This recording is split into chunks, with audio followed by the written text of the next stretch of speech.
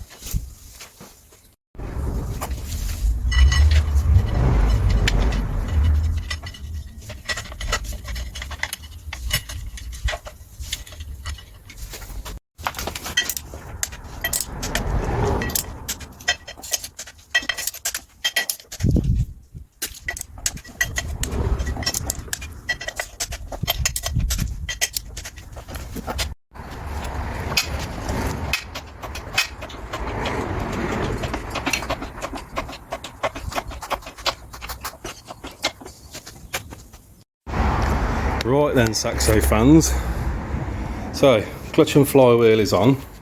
I did align them, I didn't show you that, but what I did as well, just to make sure, see this red mark here, I actually put the clutch together, because obviously it's twin plate, put it together on the gearbox spline in here, and just drew a couple of marks in a few places just to make sure that when it all goes together that they still align. And of course I had to remember that my yellow marks just there, very difficult to see, but that's obviously where the clutch and flywheel have been balanced, so that's the direction they should have gone together. So that's sorted. Now it's just a question of attempting to get the two to meet. It's going to be a bit tricky, so no doubt a load of jiggery pokery involved, a load of messing about, but I'll do what I can. I might end up maybe settling the engine on the little chair that I've got and lift the gearbox on, or we'll see. I'll see what works, but yeah, no doubt it won't work first time, but we'll give it a go.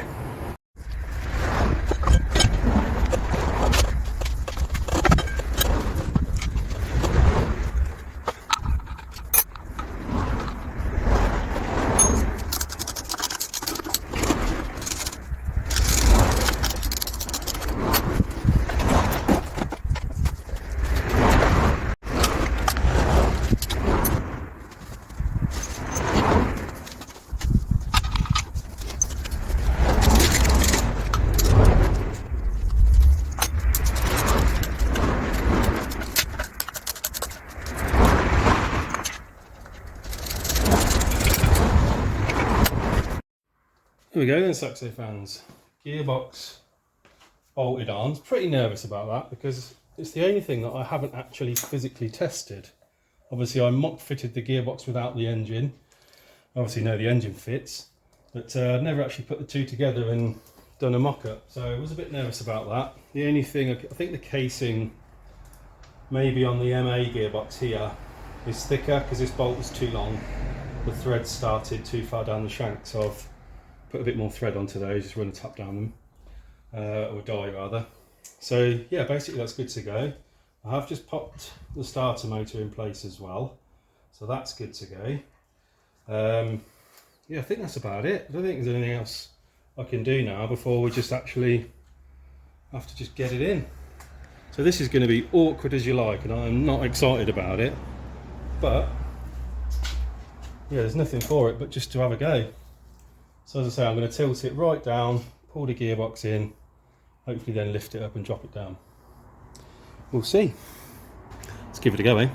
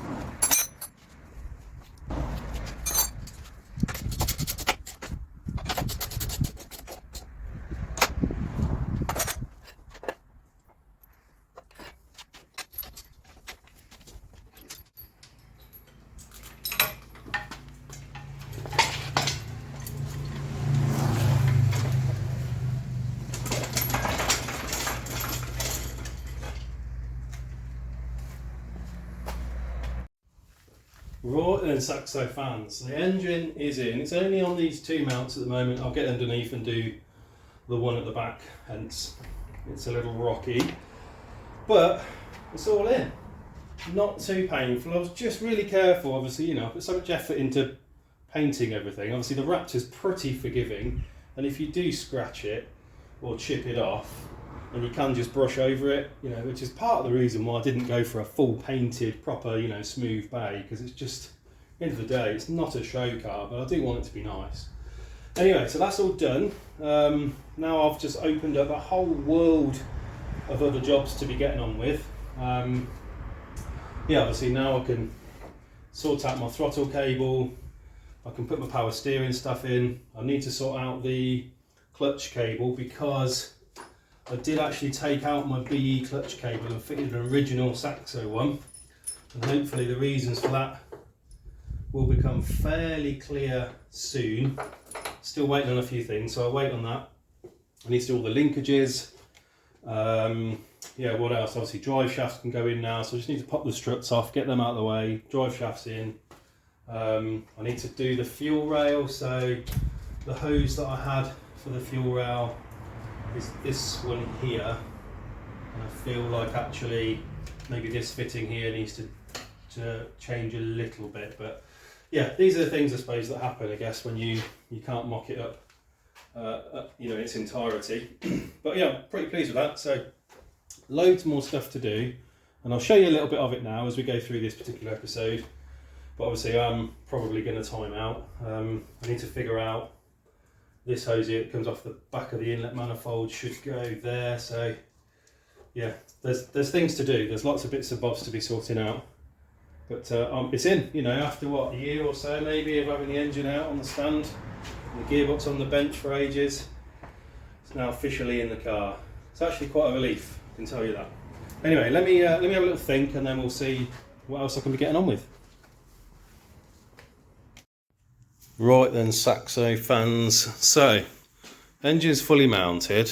I've done the rear mount now. I didn't show you that. Obviously, it's darkened under the car down there, so it's pretty tricky to show. But I did just have to modify the scuttle here a little bit to allow the sensor to get past it, otherwise I would have had a clash there. I was probably a little bit generous with cutting, but either way, that's done. I've routed my cable for the fuel pressure regulator to the manifold feed. Yeah, so just sort of started ticking off a few little jobs. Put on the heater matrix hoses, one there, and this one here, that's all on there. So obviously this car will retain standard heating. And yeah, I mean, the list of jobs now just goes on and on and on and on. But one thing I'm quite keen to do before I go too far is to actually make sure I've got gears. So there's only 2 selection rods to do up. And, well, you can just see one poking out here. So I think that one goes on there, pretty sure. I'd have to go back and just check my pictures. And there's another one, just that silk gold rod there will go on this little black lever that bolts through there. So I'll get those 2 done up, and then hopefully we'll have gears. Now, if you remember back in a particular episode, I trial fitted the BE4 gearbox, and obviously I could get gears, but obviously they were very sloppy because the gearbox wasn't mounted to anything rigid. So I'm fairly confident gearbox is okay. Obviously it's been fully rebuilt, but never, noisy motorbikes came past, but never obviously had it properly all hooked up. So I'm going to hook those up now, and then we'll check for gears. Right, hooked up all the linkages, everything's tight, or at least to a point where I feel like it's happy. Probably need some adjustment at some point, but there we go. So first, second, I think, third, fourth, fifth, and reverse. Fairly happy with that, considering it's all dry as well. Pretty good. I'll obviously, I think I'll leave that where it is until clutch and everything's in, and yeah, but that's another job ticked off the list. I hate doing linkages, it's the worst job, but it's done.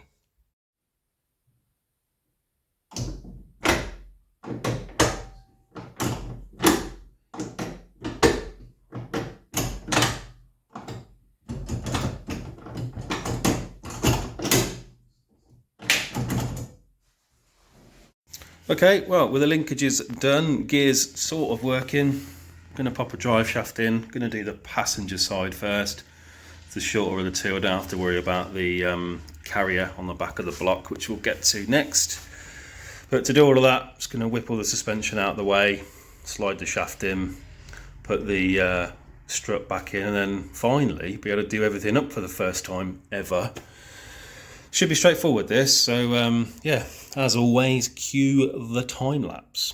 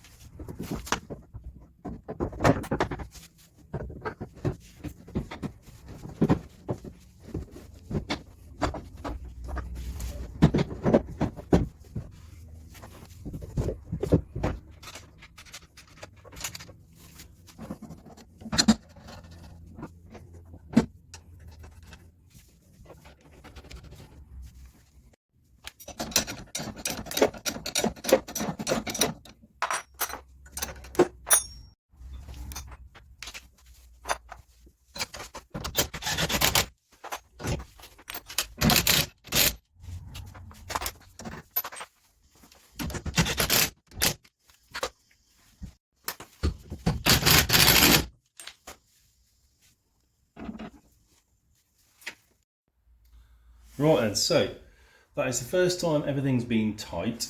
I need to go around with the torque wrench and just double check all the settings, but I thought while I'm here, before I stick the disc on, I wanted to pop in my new wheel studs. Ordered these from Saxo Engineering. These are a 90mm stud, obviously a full set for the whole car, and they come with a nut. This is a 60 degree taper nut which suits the wheels that I've got, which aren't the wheels that are currently on the car that I've been using to move it around with. Yeah, so I just need to put some Loctite on these and then pop them in. It's a relatively straightforward job. They've got a, what do you call it, Allen key on the end. And it just makes life a bit easier with regards to taking wheels on and off. Obviously they'll locate you a hell of a lot easier. So yeah, so I'm going to use these all round and hopefully make life a little bit easier. So let's get those fitted and then I'll run the torque wrench over everything.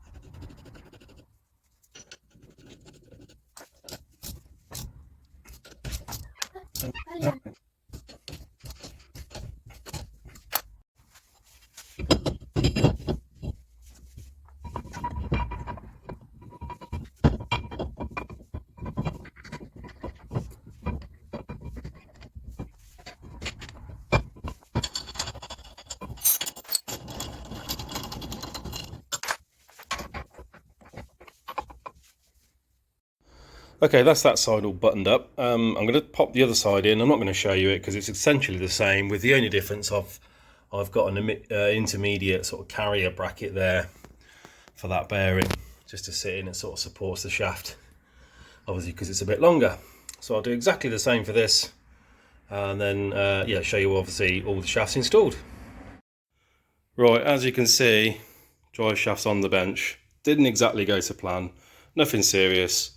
But I did notice there was a tiny little split in the boot, which I've exacerbated now by squeezing it open. But obviously I don't want that to be on the car as it is, so I've just stripped the shaft down. I'll order a new boot and get it all repacked and everything with grease. So that'll have to wait. I also noticed as well, my lower arm, so these are just original sort of Bogo standard Saxo lower arms, these things here. And where they're mounted through underneath, essentially I've got a Vibrotechnics mount here. On the other side, driver's side, I noticed it was just spinning in the thread, so I've just pulled it apart and Loctited it, which means I can't put the strut back in. So yeah, a couple of little things to sort out, but nothing major. But I'll do them, you know, another time. You don't need to see that. But for all intensive purposes, a couple of little repairs and it's sorted. What did just turn up was my new lower rad hose. So I'm keen to get this in because I want to fit that. And then obviously this goes down on the down by the sort of lower pulley, and essentially we'll just stop this hose flapping about. So I'll cut this, cut that sort of length out of it, pop that in and obviously fix that to the chassis. But also in here, if you remember, I need to put my water feed or return, I can't remember which it is now, for the turbo. I've got a bung literally sat waiting for this. So on the end of this, there we go, that little bung there will get welded into this pipe. A bit of a squeeze with the crane still here, and then this little doodah will get mounted sort of like there somewhere, just to sort of make that pipe a bit more rigid. So what I'm going to do is I'm going to get the original pipe in place, get it all routed through. I think it goes through this hole here in the chassis. So I'll get it routed through and mark out where it's going to be. At least I can potentially get that mounted. That'll be another thing that's ticked off the list. So let's get the hose in.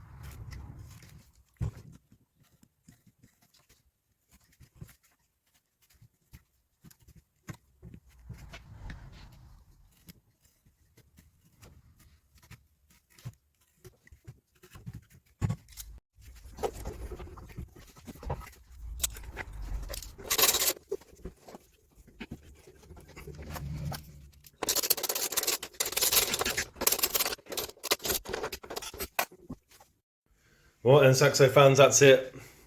That is this episode done. So obviously the coolant hose there is all done. There's the little bung that I need to weld in. I'm still undecided actually whether to put it in that pipe or not. I might end up perhaps sticking it in the radiator down here. And obviously I intentionally left this really long so I could put it wherever I liked. So that's all good. Obviously loads and loads of bits still to do.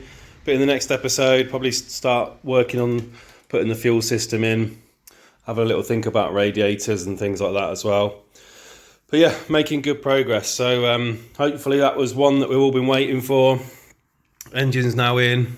Obviously the system's starting to look like it's coming together a little bit. Yeah, it's a big old relief, like I said earlier on. But yeah, really happy with where we are and where we've ended up. Still lots of work to do, but we'll get to it in the next one. See you then.